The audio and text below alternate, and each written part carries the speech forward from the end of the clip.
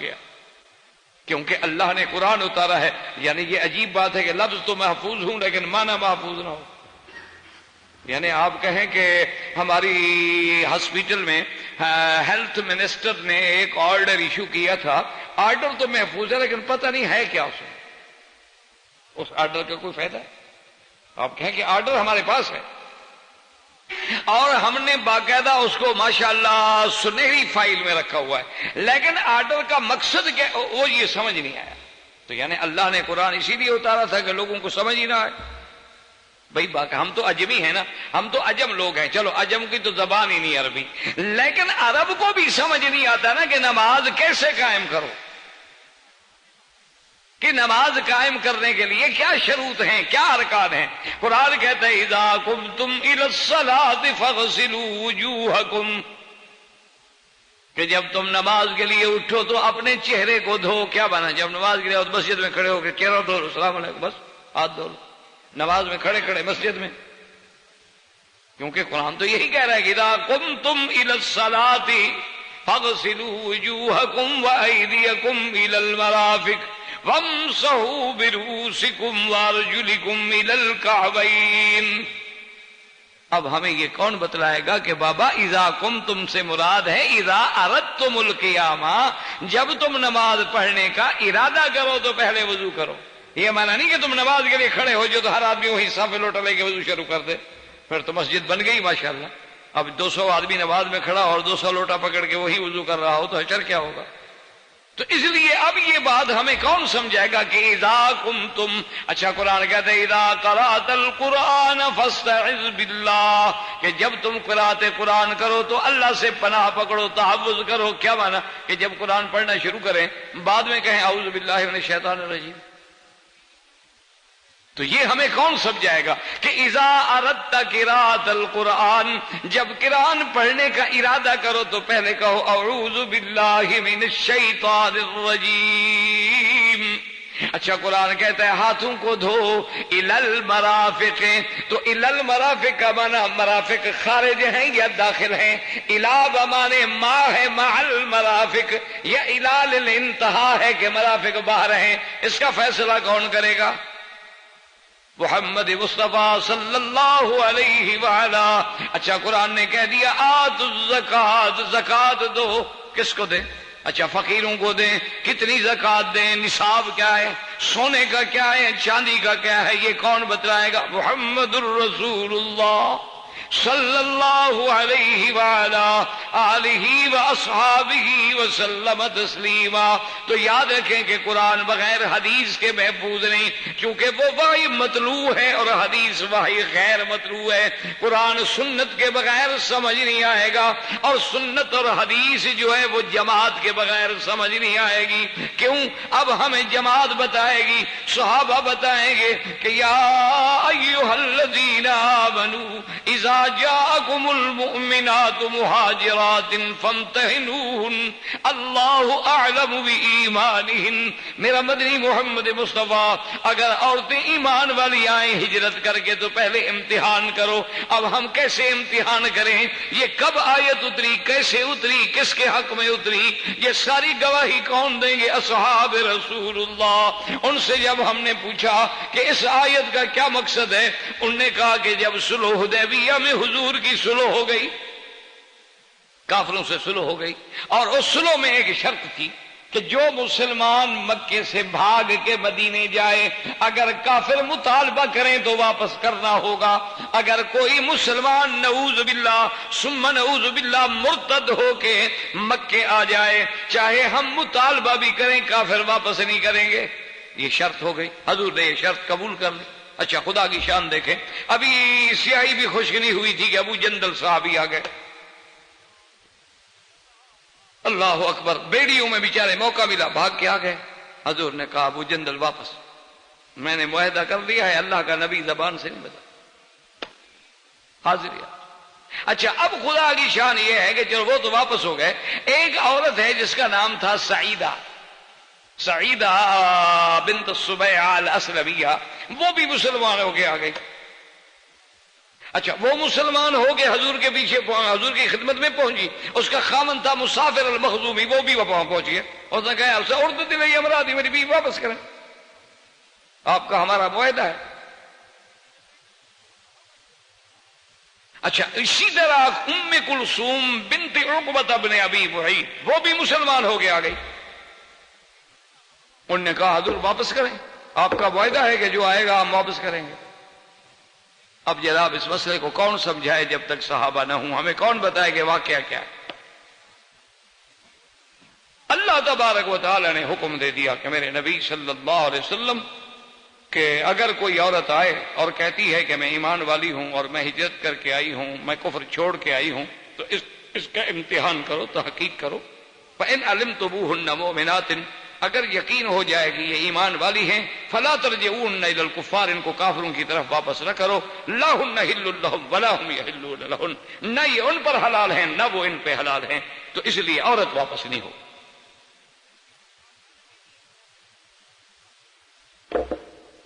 کیوں واپس نہیں ہوگا؟ انہوں نے کہا جب اس کے لیے حلال ہی نہیں وہ، یعنی مشرک ہے، خامد مشرک ہے، بیوی مسلمان ہو گئی، خلاص نکاح ختم۔ اچھا خامد مسلمان ہے، بیوی مشرکہ ہے، وہ اسلام نہیں لے آئی تو نکاح ختم ہو گیا۔ جیسے کہ بیوی ام حبیبہ حضور کی بیوی ہیں، ان کے خامد عبداللہ ابن جحش ہیں، وہ حبشے میں جانے کے بعد نصرانی ہو گئے، انہوں نے زور لگایا اپنی بیوی کو کہ تو بھی دین نصارہ میں داخل ہو جا، اس نے کہا نہیں میں اسلام نہیں چھوڑتی، تو لہذا نکاح ختم ہو گیا۔ اسی طرح عقبہ ابن معیط کی بیٹی ہے کلثوم، وہ مسلمان ہو گئی۔ اسی طرح سعیدہ بنت سبیعہ الاسلمیہ جو ہے یہ بیوی ہے مسافر المخزومی کی، تو وہ مسلمان ہو گئی، لیکن اللہ نے فیصلہ کر دیا۔ اب اس مسئلے کو میرے عزیز حل کون کرے گا اگر صحابہ نہ ہوں؟ ہمیں یہ مسئلہ کون بتلائے گا؟ کیوں مستشرقین نے تو بہت بڑا اس پہ شور کیا، یہود و نصارہ نے اور دشمنان دین نے، دشمنان اسلام نے، تو ایسی چیزوں کی تو وہ انتظار میں بیٹھے ہیں۔ وہ کہتے ہیں دیکھو جی اللہ کے نبی نے معاہدہ کیا تھا کہ جو آئے گا ہم واپس کریں گے، اللہ کے نبی نے عورتوں کو واپس نہیں کیا، نعوذ باللہ آپ نے معاہدہ توڑا۔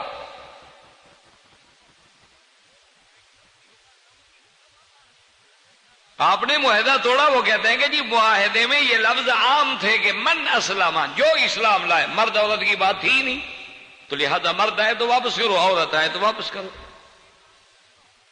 تو لہذا نعوذ باللہ یہ نقض عہد ہے۔ تو اس مسئلے کو کون حل کرے گا جو عین اس وقت موجود تھے؟ صحابہ کہتے ہیں نہ یہ آیت نازل ہوئی حضور نے حدیبیہ میں بیٹھے بیٹھے، ابھی حضور حدیبیہ سے چلے ہی نہیں، اور آپ نے کافروں کو بتا دیا کہ بھائی میں اپنی شرط پہ قائم ہوں، لیکن اس شرط میں عورت و مرد کی تخصیص نہیں ہے، اور عمومی طور پہ معاہدے میں مرد مراد ہوتے ہیں۔ اب اللہ نے چونکہ منع کر دیا ہم عورت واپس نہیں کریں گے، اور کفار نے یہ بات حضور کی مان لی، پھر سلو قائم رہی، تو جب انہوں نے مان لی تو بعد والوں کو اعتراض کرنے کا کیا حق ہے؟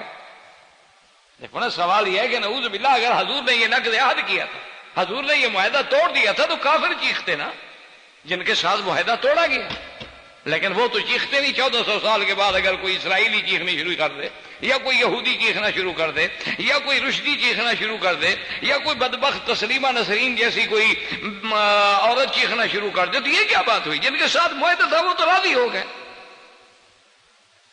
اچھا اور پھر اسلام کا امن دیکھیں، عدل دیکھیں، انصاف دیکھیں۔ اللہ کے نبی کو حکم دیا حضور نے کہ بات یہ ہے کہ یہ عورت تو واپس نہیں ہوگی چونکہ یہ مسلمان ہو گئی، شوہر کافر ہے، لیکن وَآتُوهُمْ مَا أَنفَقُوا، اس شوہر نے جو اس کو حق المہر دیا تھا واپس کرو، حق المہر دیا جو کیا تھا واپس کرو، چاہے وہ کافر ہے۔ یہ تو نہ ہو کہ اس کو دو نقصان ہوں، ایک اس کو بیوی کا نقصان ہو، ایک مالی بھی نقصان ہو۔ اور اسی طرح اللہ نے فرمایا کہ اگر کوئی مسلمان عورت مرتد ہو کے وہاں چلی جائے تو پھر وہاں والے جو ہیں اس کا حق المہر واپس کریں۔ اچھا خدا کی شان دیکھیں، اللہ کہتے ہیں آتوہم ما انفقوا، اللہ نے یہ نہیں فرمایا، عورتوں کو نہیں فرمایا کہ تم وہ واپس کرو، کیونکہ وہ تو بیچاری بھاگ کے آئی ہے، ہجرت کر کے آئی، اس کے پلے میں ہے کیا، کہاں سے پیسے دے؟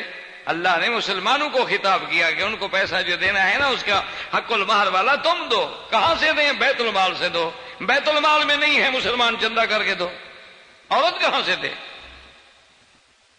اچھا اب جناب یہ ہے کہ اللہ نے فرمایا کہ اگر تم ان عورتوں سے جو وہاں سے ہجرت کر کے آ گئی ان کے نکاح تو ختم ہو گئے، اگر تم مسلمان چاہو کہ ہم شادی کر لیں، اگر تم ان سے نکاح کرنا چاہو تو شرط یہ ہے کہ ان کے حق المہر ادا کرو. یہ نہ سمجھو کہ پہلی مہر جو ہم نے واپس کر دی ہے لہذا وہی کافی ہو گئی، نہ اب تم نکاح کر رہے ہو تو دوسری حق المہر دینی ہوگی.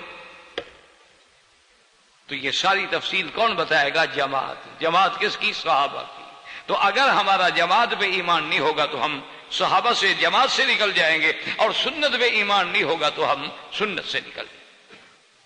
اب اسی طرح سمجھیں کہ حضور پاک نے وضاحت فرما دی کہ من احدث فی امرنا ھذا ما لیس منہ فہو رد، کہ جو بندہ ہمارے اس دین میں کوئی چیز نئی پیدا کرے، حضور نے فرمایا وہ مردود ہے، وہ قابل قبول نہیں.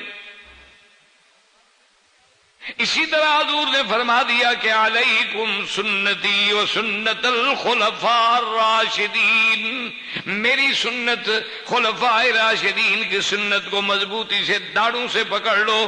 ایاکم، خبردار، ومحدثات الامور، کہ جو نئی نئی چیزیں دین میں بنائی جا رہی ہیں، کل محدثۃ بدعہ، ہر احداث جو ہے وہ بدعت ہے، وکل بدعت ضلالہ، اور ہر بدعت جو ہے وہ گمراہی ہے، وفی روایت کل ضلالۃ فی النار، اور ہر گمراہی کا ٹھکانہ جو ہے وہ جہنم ہے.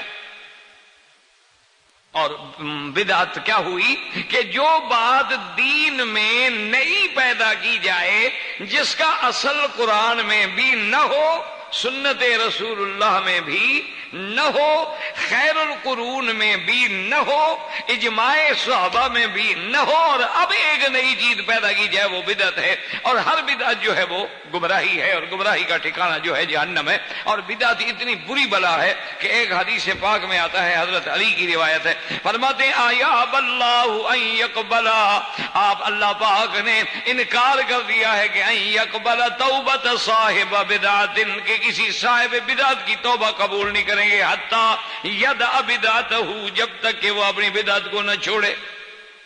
ایک روایت میں آتا ہے کہ اللہ تبارک و تعالی نے ان اللہ حجب التوبۃ، اللہ نے توبہ کو روک دیا ہے، صاحب بدعت کو توبہ نصیب نہیں ہوتی. وجہ کیا ہے کہ ڈاکو کو توبہ نصیب ہو جاتی ہے، زانی کو توبہ نصیب ہو جاتی ہے، شرابی کو توبہ نصیب ہو جاتی ہے، نشے کے عادی کو توبہ نصیب ہو جاتی ہے. وہ اس کو برا سمجھتا ہے، بدعت والا تو اس کو دین سمجھتا ہے، دین سے کیسے توبہ کرے، اس لیے اس کو توبہ نصیب ہی نہیں.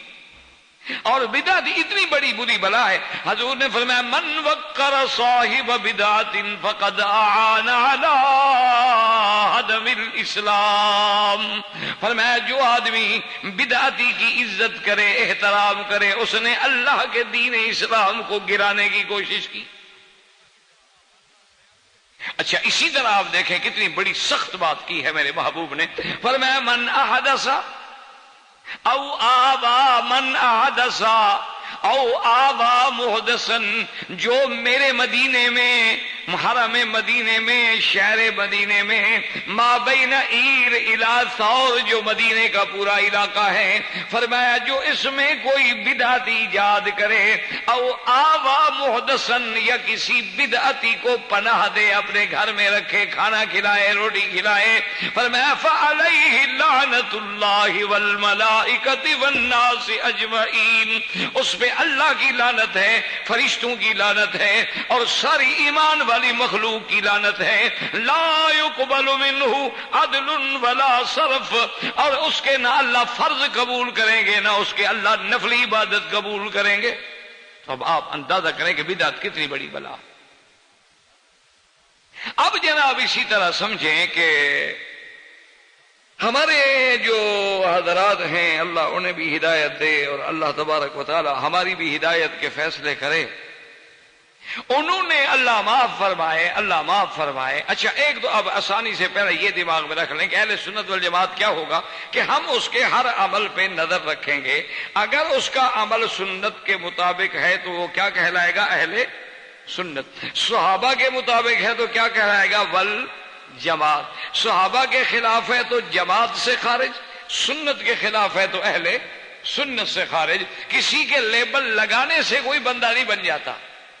دیکھو نا جی، لیبل تو کئی لگا لیتے ہیں. آپ ایک لیبل لے کے باہر کھڑے ہو جائیں گے اور ماشاءاللہ اتنا بڑا خوبصورت سنہری ٹیگ بنوایا کہ میں ڈاکٹر ہوں، تو ڈاکٹر بن جائیں گے آپ. جب مریض آئے گا تو بات کھل جائے گی کہ آپ کتنے بڑے ڈاکٹر ہیں، کتنے پانی میں. تو ایک منٹ میں بات جو ہے نا جی وہ ساری کھل جائے گی نا. وہ آدمی مثال مشہور ہے نا کہ ایک آدمی کھجور پہ چڑھ گیا، وہ اتر نہیں سکتا. انہوں نے کہا آپ نے سردار بستی والے کو بلاؤ. اس کو بلایا، انہوں نے کہا رسا پھینکو، رسا پھینکو. انہوں نے کہا کمر میں باندھ لو. انہوں نے کہا کھینچ لو بس. جب کھینچا وہ تو مر گیا بیچارہ. کھجور سے جو کھینچو کسی کو رسا ڈال کے، وہ تو نیچے آیا تو گردن ٹوٹ گئی. انہوں نے کہا حضرت وہ تو مر گیا. انہوں نے کہا یار اس طرح تو کئی ہم نے کنویں سے نکالے ہیں. انہوں نے کہا کنویں سے ایسے ہم نے کئی نکالے. مقصد ہے کنواں بھی تو نیچے ہوتا ہے نا، وہ بھی تو نیچے طرح وہاں سے کھینچ دیتی، ادھر سے بھی ہم نے کھینچ لیا. وہ نیچے اور اوپر کا فرق ہی نہ کرے تو کیا حال ہوگا؟ پھر تو یہی حال ہوگا نا، انا للہ و انا الیہ راجعون.